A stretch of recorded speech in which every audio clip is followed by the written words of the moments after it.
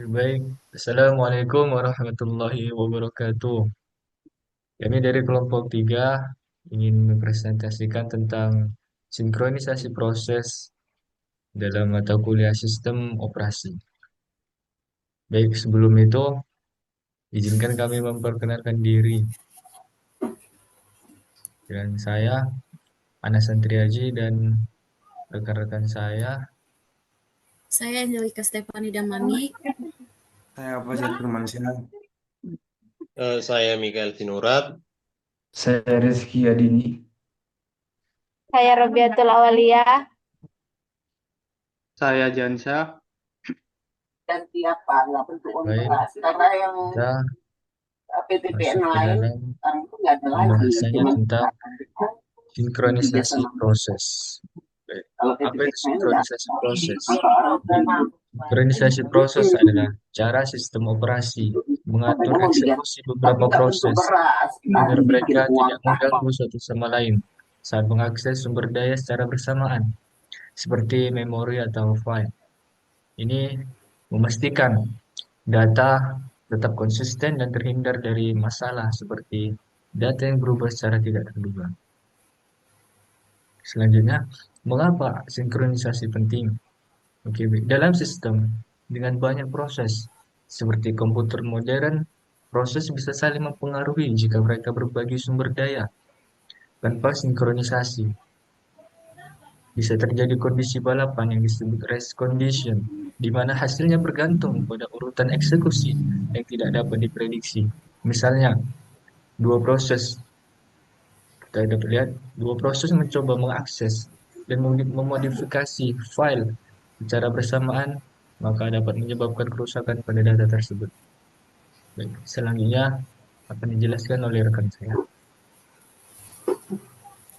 Selanjutnya adalah mekanisme utama sinkronisasi. Beberapa cara untuk sinkronisasi meliputi adalah smart ports. Smart ports adalah alat untuk menghitung dan mengontrol akses ke sumber daya seperti kunci pintu yang hanya membiarkan satu orang masuk, dan kedua adalah multi-locks. Itu adalah memastikan hanya satu proses yang bisa mengakses sumber daya pada satu waktu, atau mirip dengan kunci pintu sederhana.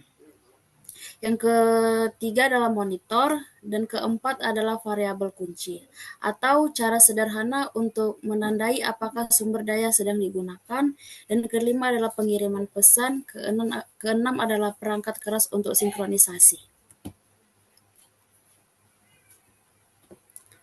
Dan selanjutnya adalah smart ports, yaitu adalah variabel untuk mengontrol akses ke sumber daya, dan kedua adalah jenis atau binder, atau 0 atau 1, penghitung untuk sumber daya yang tersedia, dan ketiga adalah contoh, mengelola antrian atau slot memori, keempat adalah kelebihan, fleksibel, dan efisien.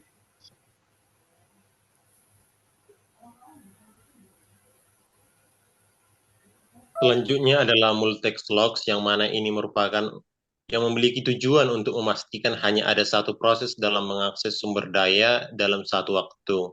Yang mana ini juga memiliki contoh implementasinya adalah untuk mendapatkan log atau kuncian saat masuk dan melepaskan saat keluar.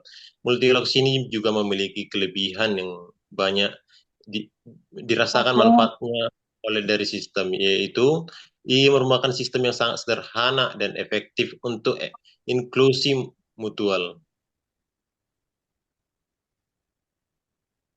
Selanjutnya adalah pembahasan mengenai monitors, yang mana ini merupakan abstraksi tingkat tinggi yang menggabungkan data dan prosedur dengan sinkronisasi otomatis. Yang salah satu contoh dari sini adalah untuk mengelola antrian dengan prosedur masuk dan juga prosedur keluaran.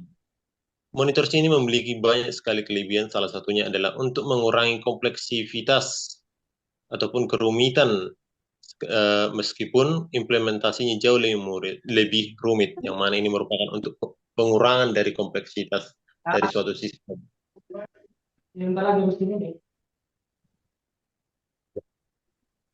Dan selanjutnya adalah variabel kunci atau log variables. Mekanisme sederhananya yaitu variabel menandai apakah sumber daya sedang digunakan, dan contohnya variabel log diatur ke 1 saat proses masuk bagian kritis. Kelebihannya yaitu sederhana dan mudah diimplementasikan.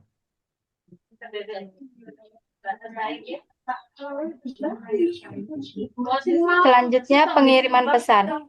Proses berkomunikasi dan sinkronisasi melalui pengiriman pesan sering digunakan dalam sistem terdistribusi.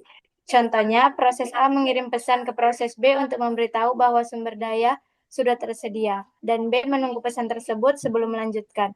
Kelebihannya, cocok untuk sistem terdistribusi, tetapi bisa lambat karena komunikasi antar proses.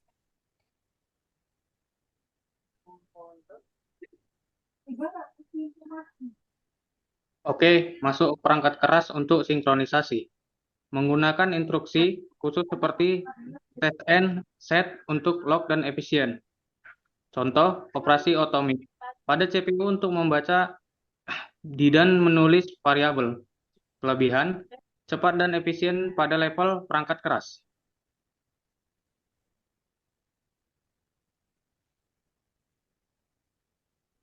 Oke, sekarang masuk contoh praktis. Contoh praktis ada 3, yaitu skenario. Skenario 2 pengguna mengupdate saldo akun bank bersamaan. 2. Tanpa skenarisasi, saldo akhir salah, misalnya 600 bukannya 700. 3. Dengan mutex loop, hanya satu transaksi diproses pada satu waktu, menjaga konsistensi.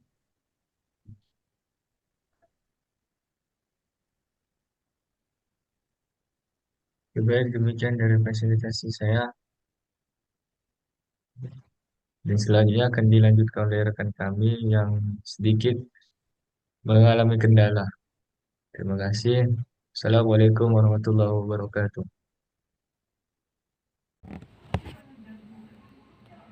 Nah, di sini saya akan menjelaskan tentang kontroversi dan kompleksitas. Meskipun sinkronisasi penting, pemilihan mekanisme bisa rumit. Misalnya, penggunaan smart horse dapat menyebabkan kebuntuan jika tidak dikelola dengan baik, di mana proses saling menunggu sumber daya yang tidak tersedia. Penelitian ini menunjukkan bahwa desain sistem harus mempertimbangkan trade-off antara efisiensi, kompleksitas, dan keamanan. Tidak ada solusi universal dan setiap mekanisme memiliki kelebihan dan kekurangan tergantung pada skenario. Nah, di sini kita bisa menarik kesimpulan bahwa sinkronisasi proses adalah elemen kunci dalam sistem operasi untuk menangani eksekusi secara bersamaan, mencegah konflik data, dan menjaga integritas sistem. Mekanisme seperti smart horse, mutex, dan monitor adalah alat utama dengan pilihan tergantung pada kebutuhan spesifik. Penelitian terus berkembang untuk menemukan solusi yang lebih efisien, terutama dalam sistem terdistribusi dan real time.